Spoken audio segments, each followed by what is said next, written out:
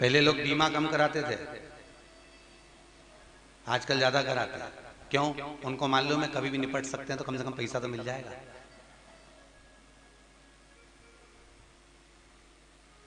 अब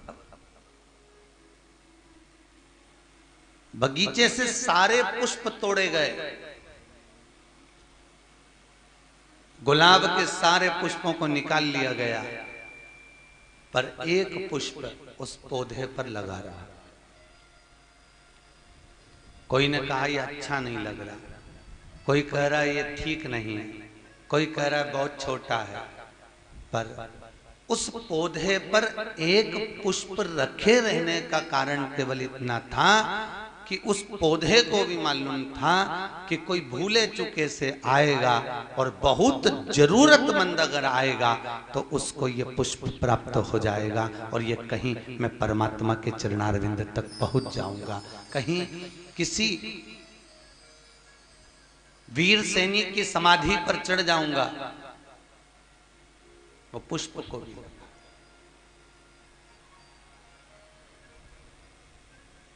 कारण केवल एक,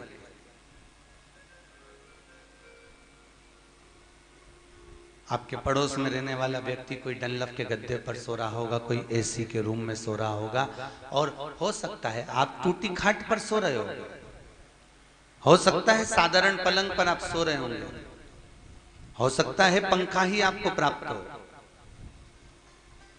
संत कहते हैं एक झोली में फूल भरे हैं, एक झोली में कांटे, तेरे बस में कुछ भी नहीं वो बांटने वाला बांटे, जरूर कोई कारण होगा। धन का बिस्तर मिल जाए पर नींद को तरसे नैन, और कांटों पर भी सोकर आए किसी के मन को चैन। धन का बिस्तर मिल गया, ऐसी का रूम मिल गया, डनलप का गद्दा मिल गया, बड़ा सुख। अच्छा तुम देखना तुम्हारे साथ भी होता होगा, तुम्हारे साथ जिस दिन तुम्हारे यहां बहुत काम रहेगा, जिस दिन बहुत फैलाना रहेगा, बहुत काम का टेंशन रहेगा, बहुत काम पड़ा होगा, उस दिन तुमको थकान बहुत ज्यादा होगी और नींद ऐसा लगेगा थोड़ा आधा घंटा और सो लूं, 1 घंटा और सो लूं। और जिस दिन तुम एकदम फ्री रहोगे, तुम सोचोगे अब कल तो मैं एकदम फ्री हूं, कुछ भी काम नहीं है, उठूंगी 8 बजे, मालूम पड़े सुबह 5 बजे से उठ के बैठ जाएगी।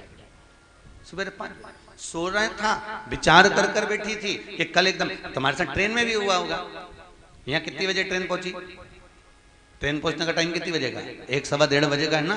तो तुमने दोपहर में 3 बजे तुम बैठी, और बैठने के बाद तुमने सोचा आज तो बहुत व्यस्त हो रही ना, इंदौर से चली ना, उज्जैन पहुंची ने, इतना सामान तोका ने गाड़ी में धरिया, मैं तो गाड़ी थक गई, पर रात को जो सोऊंगी ना तो सवेरे कुछ भी हो जाए 8:30-9 बजे से पहले नहीं उठूंगी, चाहे कुछ भी हो जाए। और मालूम पड़े इतना कचरा जैसी ट्रेन भराई गई, इतनी भरा गई कि 5 बजे से उठ के बेचारी धापो की बाई की तरह बैठ गई।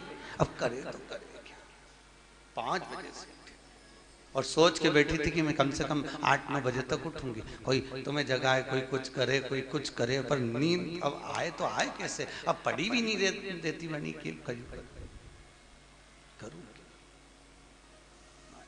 बहुत कठिन, बहुत कठिन। तो भगवान भी कह रहा है फ्री रहोगे तो नींद भी चली जाती है। इसलिए बहुत सुंदर बात कही, दुनिया के लोग सोने के लिए टेबलेट खा रहे हैं, नींद की गोलियां खा रहे हैं। हमारा एक निवेदन है, आप भगवान की भक्ति में इतने व्यस्त रहो तो शास्त्र कहता है अपने आप मस्त रहोगे और भगवान की शरणागति को प्राप्त कर लोगे। भजन करो, तुम दिन प्रतिदिन भगवान नाम का स्मरण करो।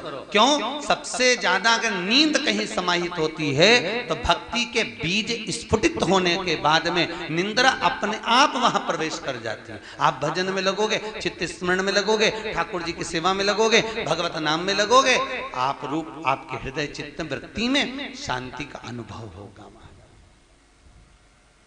सुख का।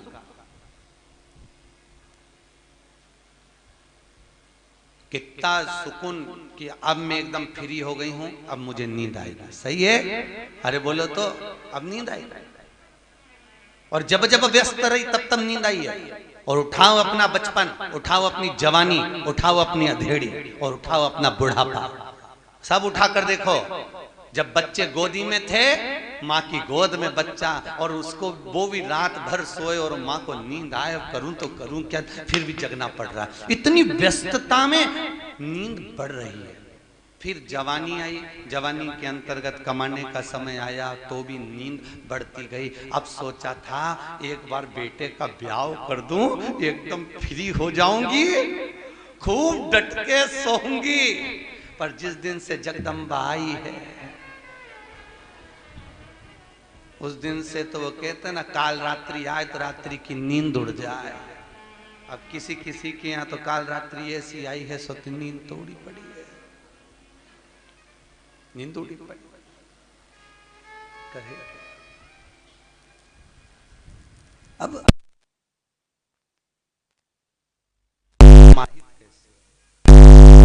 इंद्र सुख का अनुभव कैसे करे। सोचा था बचपन गया, जवानी गई, अधेड़ी गई, बुढ़ापा बहुत सुकून से निकालूंगी, बहुत सुकून से, बहुत शांति। कठिन है।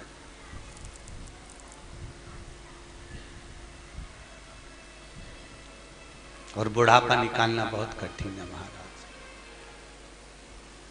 बहुत कठिन।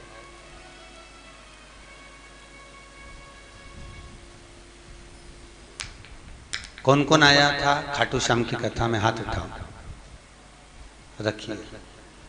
जहां स्टेज बना था उसके पास में 2 सोफे लगे थे, देखा था आपने? अरे बोलते जाओ, देखा था? वहां पर एक बूढ़े बूढ़े से दादाजी बैठते थे, देखा था? गोरे गोरे से थे, हल्के से सिर पे बाल कम थे। उनके 2 बेटे उनको छोड़ने के लिए खाटू श्याम आया था। हमने उनसे कहा देख लीजिए, आपको ये नीचे का रूम है, ये ऊपर का रूम है, कहाँ माताजी नीचे रहेंगी तो पिताजी आपके ये पुरुष लोग रह रहे हैं एक रूम में, इनके लिए हम रूम खोल दिए। बुढ़ापा देखना,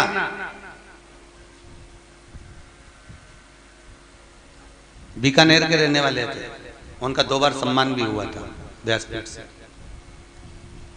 गए, कथा हो गई, अपन लोग आ गए, वो अपने बीकानेर गए।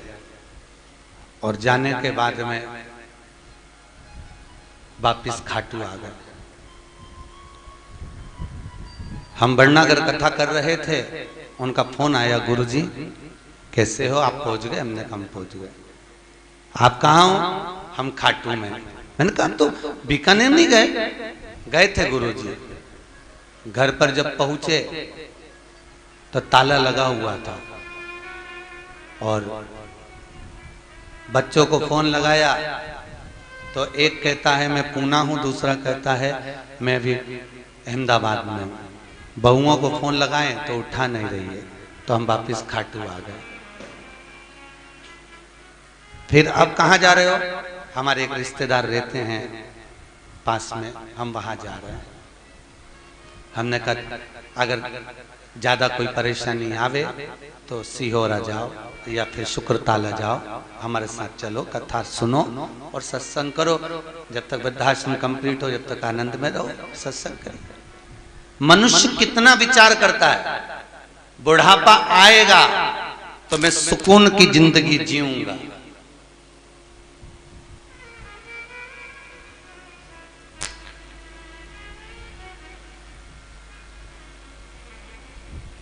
हमने उनके बच्चों को फोन लगाया, हमने कहा बेटा तुम्हारे पिताजी यहाँ खाटू में रह रहे हैं, जयपुर वाली धर्मशाला में ठहरे हुए हैं। कहा गुरुजी वो अब बुढ़ापा आ गया ना, तो सत्संग करने दो उनको। तो बेटा घर तो के बुढ़ापे में तो वैसे भी वानप्रस्थ में रहना चाहिए, तो यहाँ रहकर करेंगे। ठीक, व्यक्ति सोच रहा है, विचार कर रहा है, फिर निवेदन करूंगा जिस गांव में पानी की कमी होती है वहां की फसल बिगड़ जाती है, और जिस घर में संस्कारों की कमी होती है वहां की नस्ल बिगड़ जाती है। और मुझे पूरी उम्मीद है आप अपने बच्चों को अच्छा संस्कार देना। हरडिया जी मैं बड़ा खुश हूं जो आपके बेटे बहू यहाँ बैठकर कथा का रसपान कर रहे हैं, और ये भारती भाभी के संस्कार हैं आपके बेटे और बहुओं में। हम कहेंगे कि आप कह रहे होगे कि भारती भाभी तो चली गई, पर सत्य कह रहा हूं अभी तक उनको मोक्ष नहीं मिला। जब तक वो 7 दिन की सुखताल की कथा नहीं सुन लेती वो कहीं नहीं जा सकती। ये पक्का, ये पक्का। संस्कार दिए हैं बच्चों को, और आप जितने अपने माता पिता का आदर करोगे, मेरा मुख्य लक्ष्य, कई लोग कहते हैं गुरुजी आप माता पिता पे ज्यादा बोलते हो, कई बहुओं के फोन आते हैं, मैसेज आते हैं कि गुरुजी आप बहुओं के लिए कुछ नहीं बोलते, जब बोलते हैं माता पिता के लिए बोलते हैं। हम कहते हैं तुम माता पिता की सेवा कर लो, तुम्हारी औलाद तुम्हारी सेवा कर लेगी, हमें तुमसे मतलब ही नहीं है। हम तो केवल इतना करें, तुम झुकोगे तो दुनिया तुम्हारे आगे झुक लेगी, तुम आदर करोगे दुनिया तुम्हारे आगे आदर करेगी। और मिलिट्री वाले मिश्रा जी आए हैं, उन्होंने अपने बच्चे से कहा जाओ थाली उठाओ।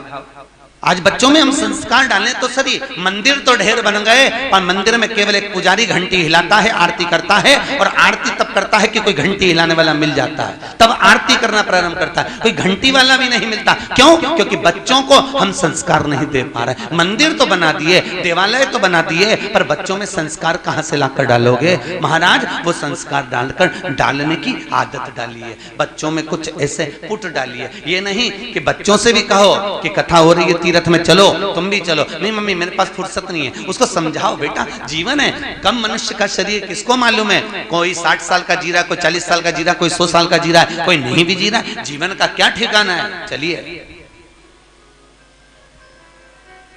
एक बार जगत गुरु शंकराचार्य जी किसी के यहां भिक्षा मांगने के लिए गए, विराजमान जगत गुरु शंकराचार्य भिक्षा मांगने के लिए गए, और जगत गुरु शंकराचार्य जब भिक्षा के लिए चले थोड़े थक गए तो उन्होंने अपने चेले से बोला, देख भाई मेरे तो पांव बहुत दुख रहे हैं, मेरी कमर में भी तकलीफ है, एक काम करा, ये 7 घर की भिक्षा चाहिए, इसमें से 3 घर हुए हैं, 4 घर बाकी हैं, तुम चले जाओ भिक्षा के लिए। चेला गया भिक्षा मांगने के लिए, दरवाजे पर पहुंचा, दरवाजे पर अलख जगाई, माता भिक्षाम दे, माता भिक्षाम देही। माँ अपने बेटे को लेकर आई, बोलो बाबा तुम्हें भिक्षा में क्या चाहिए? माँ भिक्षा तो बाद में देना, प्यास बहुत लग रही है, हमको पानी पिला दो माँ। माँ ने बेटे से कहा जा बेटा अंदर से पानी लाओ। बेटा पानी लाया, माँ के हाथ में दिया, माँ ने संत को दिया, संत ने पानी पिया, और पानी पीकर संत ने दोनों को देखा। देखकर माँ ने पूछ लिया, बाबा अब आप आए हो तो मेरे बेटे का भाग्य बता दो, किसका भाग्य क्या है? संत ने बेटे को देखा, और बेटे को देखकर भगवान का स्मरण करा, शंकर का स्मरण करा, भोलेनाथ जी का स्मरण कर कर शंकर से स्मरण कर कर पूछा इस बेटे का भाग्य क्या है? नेत्र बंद कर कर जब शिव का स्मरण कर कर देखा तो इसकी तो केवल मात्र 15 दिन की आयु और है, केवल 15 दिन। संत के आगे माँ हाथ जोड़कर खड़ी है, बाबा मेरे बेटे का भाग्य बताओ। संत कहते हैं भाग्य बताऊंगा पर तू रो देगी। बाबा बोलो तो सही। पर संत को लगा एक माँ के सामने बेटा मर जाए तो ये बात कहूं तो कहूं कैसे, फिर भी कह रहे बाबा बोलो। बाबा ने कहा इसकी उम्र मात्र 15 दिन की है, बाबा कोई कृपा कर दीजिए, कुछ कृपा दर्शा दीजिए। बाबा कहने लगे मैंने तो भगवान से भी विनती करी, पर भगवान बोल रहे हैं कि इसकी उम्र तो मात्र 15 दिन की है, मरना तो पड़ेगा, सत्य है मरेगा। बाबा चले गए, जगत गुरु शंकराचार्य बाबा के चरणों में जाकर बैठ गए। जगत गुरु शंकराचार्य जी ने पूछा तुम ले आए जल? हाँ। पियाए पानी? हाँ। कुछ भाग लाए? हाँ महाराज जी। एक घर बचा है, 3 घर में होकर आ गया हूँ। ठीक है, एक घर से और लिया, लाए, समय बीता। 4 दिन बाद वो चेला तो नहीं गया, शंकराचार्य जी खुद निकल कर चले गए। और जगत गुरु शंकराचार्य जब निकल कर गए तो जाते जाते जाते जाते उन्होंने उसी समय उस बुढ़िया के घर में प्रवेश किया। प्रवेश कर कर भिक्षा मांगी, चले गए। 1 महीने के बाद वही संत को शंकराचार्य जी ने वापस भेजा और ये वही अम्मा के यहाँ पहुंचा, वही बुढ़िया के यहाँ। उसको लगा बेचारी का बेटा मर गया होगा, चलो थोड़ी सांत्वना बधा दे। और पहुंचे और कहा माँ भिक्षाम दे। माँ तो नहीं आई, वो बेटा दौड़ कर आया और बेटा दौड़ कर आकर भिक्षा देने लगा। संत को आश्चर्य हुआ कि ये जीवित कैसे रह गया, ये जिंदा क्यों है। तुरंत माँ से पूछा बाबा ये माँ ने तुरंत बाबा ने पूछा माँ इसकी तो आयु 15 दिन की थी, फिर ये जीवित कैसे रह गया, ये जिंदा कैसे है। कहा बाबा तुम्हारे जाने के बाद 4 दिन बाद कोई संत भिक्षा मांगने आए थे, मेरा बेटा उनको कुछ देने के लिए गया था, तो उन संत ने आशीर्वाद दिया था आयुष्मान भव, आयुष्मान भव होने का आशीर्वाद दिया था। और फिर वापिस बेटा मेरा जीवित रह गया। संत को लगा कि ऐसा कौन संत आ गया जो आयुष्मान होने का आशीर्वाद दे गया।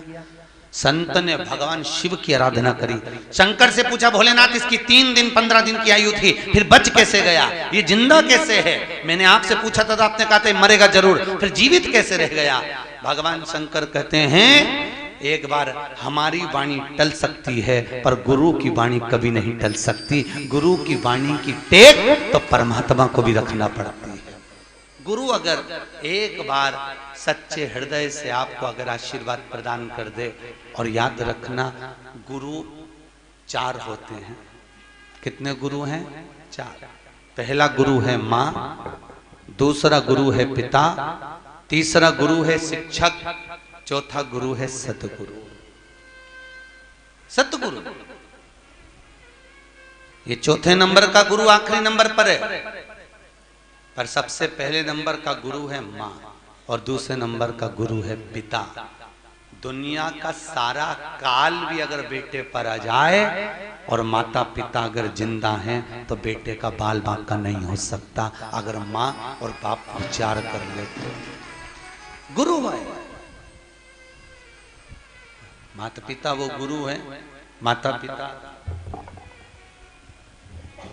वो गुरु पद पर हैं जो जीवन का सुख प्रदान करने वाले, जीवन का आनंद दें। इसलिए शायद हमारे शास्त्र कहते हैं सारे तीर्थ धाम आपके चरणों में,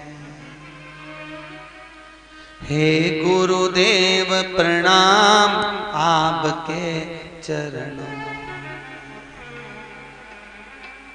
दुनिया के सारे तीर्थ, सारे सुख, सारे आनंद मेरे भगवान सदगुरु के चरणारविंद में है। गुरु के चरणों,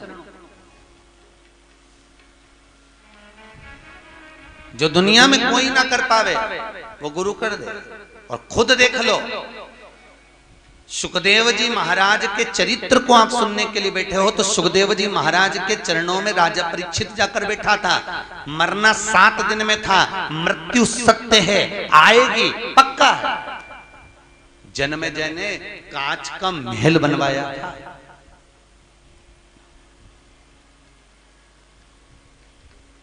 परिंदा भी पर नहीं मार सकता, ऐसी जगह अपने बाप को ठहराया था। एक एक वस्तु, कितना समझदार होंगे उस राजा परीक्षित के पुत्र जन्मेजय, कितने समझदार कि पिता के कक्ष में खाने का तो सामान ही नहीं भेजा था साहब। देवी भागवत में लिखा है, क्या नहीं भेजा? बाप के कमरे में खाने का सामान नहीं भेजा। क्यों? जन्मेजय को लगा अगर भोजन की वस्तु भेजूंगा और भोजन में अगर तक्षक नाग कहीं छुपकर चले गया तो खाने का सामान नहीं भेजा। देवी भागवत में लिखा है। फिर क्या भेजा? पानी को भी छान कर, कपट छन कर जल को भी भेजता था तो 7 बार वस्त्र से छान कर भेजता था। कपट छन।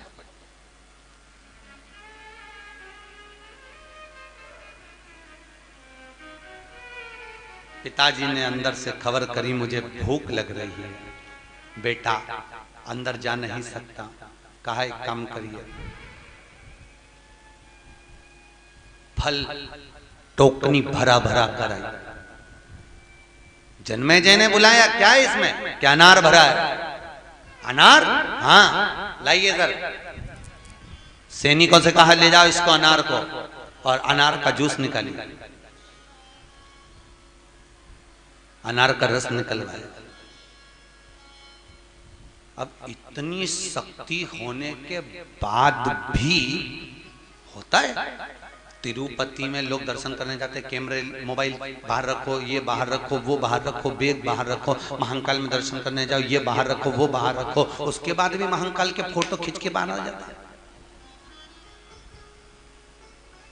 उसके बाद भी तिरुपति के फोटो खींचकर बाहर आ जाते हैं। इतनी शक्ति होने के बाद आप कैमरे की निगाह में हो, हर जगह पर लिखा है, हर जगह पुलिस वाले खड़े, गार्ड खड़े, चेकिंग कर रहे हैं, जांच कर रहे हैं, उसके बाद भी वस्तु अंदर। उसके बाद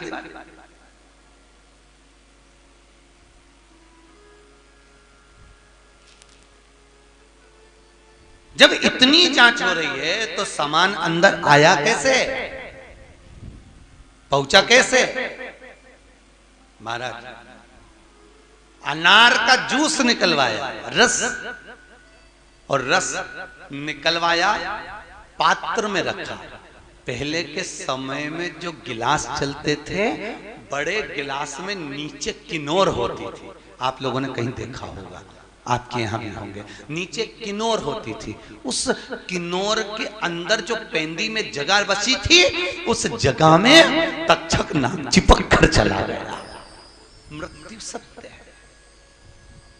फल खाने को नहीं दिया, अन्न भोजन में नहीं दिया, कोई वस्तु अंदर नहीं जाने दी। देवी भागवत कहती है कि उस भागवत का चरित्र वर्णन करता है, जब तक्षक को जाना था तो एक फल के जूस के गिलास में नीचे पेंदी में चिपक कर चले गया। मृत्यु सत्य है, मृत्यु सत्य रहेगी, अजर, ये कोई टाल नहीं सकता। कई लोग कहते हैं हम अभी तबीयत ठीक नहीं है, कथा में कैसे जाएं, कुछ हो गया तो तू तो इंदौर रहेगी तो भी हो जाएगा। अरे सही है कि गलत है? और ट्रेजर आइलैंड इंदौर में पलासिया से आगे तो है, ओल्ड पलासिया से रास्ता गया। याद है आपको कथा? 10 साल पहले अखबार में आपने पढ़ा होगा, हमारी तो कथा जगजीवन राम नगर में चल रही थी, और ट्रेजर आइलैंड के बाहर एक पति ने अपनी पत्नी से कहा मैं अंदर से कुछ लेकर आ रहा हूं, तो गाड़ी में बैठ को, 4 व्हीलर गाड़ी में एसी चालू कर कर कांच लगा हुआ और बैठी। 10 साल पहले की बात है। गाड़ी में एसी में बैठी थी, आराम से मैगजीन पढ़ रही होगी। एक सांड दौड़ते दौड़ते आया, कांच को फोड़कर सींग उसके पेट में मार दिया, वो वहीं पर मर गई, वहीं पर। अब सोचो, मृत्यु को आना था तो कांच फोड़कर अंदर प्रवेश कर आ गई, एसी में बैठे होने के बाद। मृत्यु सत्य है।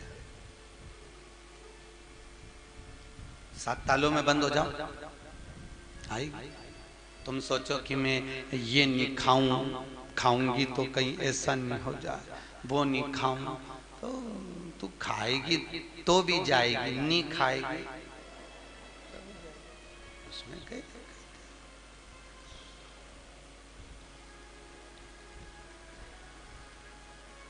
जयपुर के घंटा घर के पास में तनु नाम की लड़की रहती है, तनु दुबे।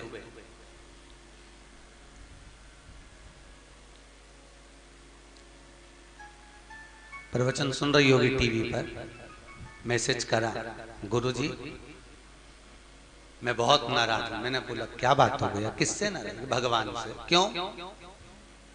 मेरी मम्मी ने मैं हमेशा अपने बॉडी को मेंटेन करने के चक्कर में मैंने कुछ भी नहीं खाया, सारा बाजार का छोड़ के रखा, ये करा वो करा, कुछ नहीं खाया, बॉडी को मेंटेन कर कर रखा।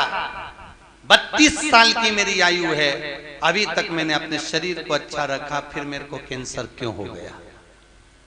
मुझे ये रोग कहां से आ गया? एक समझना।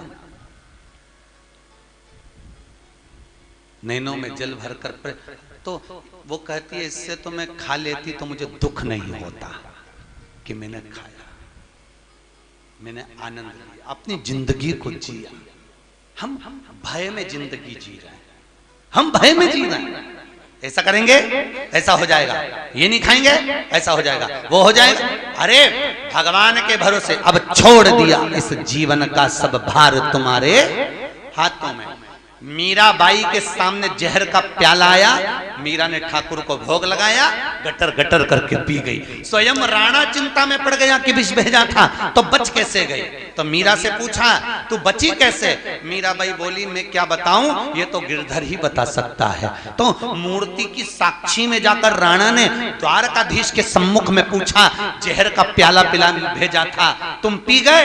इतने में पीछे खड़ा हुआ एक संत कहता है जब वो पूतना का दूध पी सकता है तो ये जहर का प्याला क्या लग सकता है साहब। उसको समर्पित कर कर जो धारण किया जाए, उसको समर्पित कर कर अगर जहर भी पिया जाए तो उसमें भी स्वाद आ जाता है। महाराज स्वयं तरुण सागर जी महाराज गोलोक धाम पहुंच गए। अब तो स्वर्गीय श्री तरुण सागर जी महाराज कथा के रसिक, प्रवचन के रसिक, जैन संत में उन्होंने एक बहुत सुंदर काव्य लिखा। उस काव्य में लिखा एक व्यक्ति घर से परेशान हो गया, परेशान होकर बाजार में गया, जहर खरीद कर लाया, खा गया बच गया,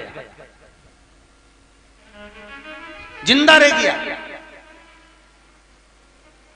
उसने सोचा अब जिंदा रह गया चलो कम से कम बच तो गए, खाया था ठीक है। तो उसने सोचा अब जिंदा रह गया चलो मिठाई खा लो, बाजार गया मिठाई ली, खाया, मर गया। क्यों? जहर भी नकली था, मिठाई भी नकली थी। जिस जहर को खाया वो नकली था, असर ही नहीं कर